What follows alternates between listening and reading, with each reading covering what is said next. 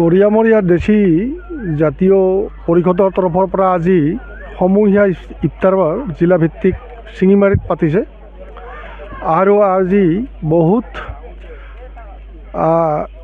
ব্ৰত পালন কৰা মুছলমান ধৰ্মী ৰাইজৰ লগতে হিন্দু ধৰ্মী ৰাইজৰো সহযোগ দেখি মই প্ৰথমতে এটা সমন্বয়ৰ বাৰ্তা বহন কৰিছে বুলি আমি ক'ব খোজোঁ।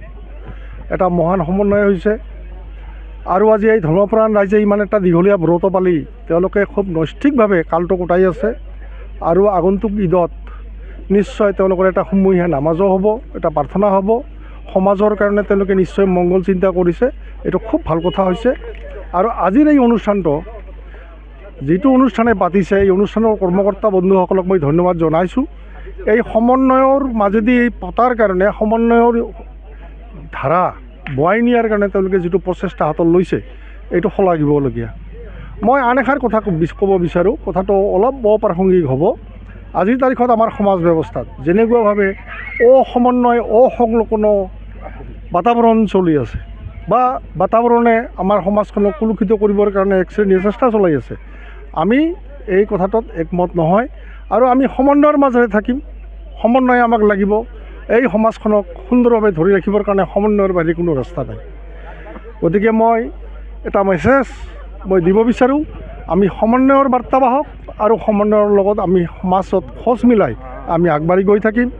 গতিকে আজি এই শিঙিমাৰী অঞ্চলৰ বৃহত্তৰ ৰাইজ জিলাভিত্তিক অনুষ্ঠানটোৰ আয়োজক গৰিয়ামৰীয়া দেশী জাতীয় পৰিষদৰ তৰফৰ পৰা যিসকল কৰ্মকৰ্তাই আজিৰ এই ব্যৱস্থা কৰিছে, আজি সমূহীয়া যি ইফতাৰ পাৰ্টি কৰিছে, ইফতাৰ কৰিছে, এইটো খুব গ্ৰহণযোগ্য হৈছে আৰু আগন্তুক সময়ত তেওঁলোকে নিশ্চয় সামাজিকভাৱে ভাল কাম কৰি আগুৱাই যাব বুলি মই আশাবাদী।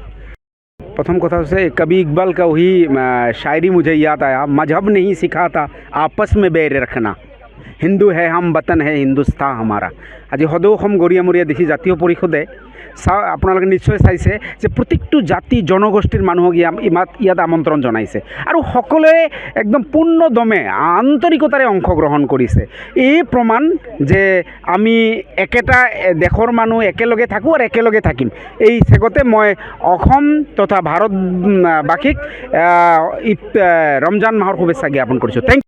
অসম গৰিয়ামৰীয়া দেশী জাতীয় পৰিষদৰ কোকৰাঝাৰ জিলাৰ উদ্যোগত আৰু অসম আঞ্চলিকৰ সহযোগত শিঙিমাৰীত আজি ইফতাৰ অনুষ্ঠান আমাৰ ইয়াত আয়োজন কৰা হৈছে আৰু ইয়াতে আমি আপোনালোকে দেখিবলৈ পাইছে যে অসম নাথযোগী ছাত্ৰ সন্থাৰ কেন্দ্ৰীয় সভাপতি অৰবিন্দ নাথ ডাঙৰীয়া উপস্থিত হৈছে। আমাৰ অসম জাতীয়তাবাদী যুৱ ছাত্ৰ পৰিষদৰ বিলাসীপাৰা জিলাৰ সাধাৰণ সম্পাদক গণেশ চন্দ্ৰ নাথ উপস্থিত হৈছে। আমাৰ ইয়াত মহাবিদ্যালয়ৰ প্ৰাক্তন অধ্যক্ষ তথা আমাৰ এই অঞ্চলৰ আমাৰ কোচ ৰাজবংশী আক্ৰাচুৰ আমাৰ জিলাৰ সভাপতি তেখেতেও উপস্থিত হৈছে।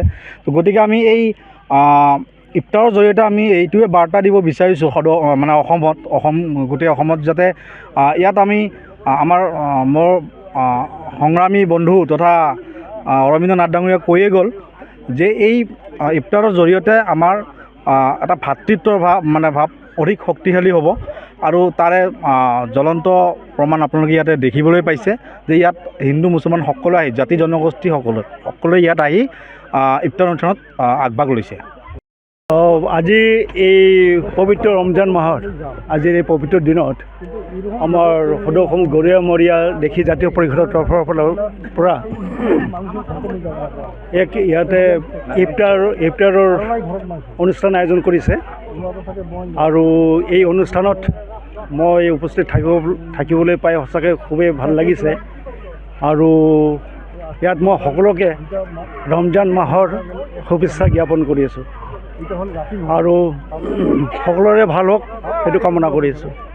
ধন্যবাদ। যিকোনো খবৰৰ বাবে যোগাযোগ কৰক 7099017330 লগতে 7099017110 নম্বৰত।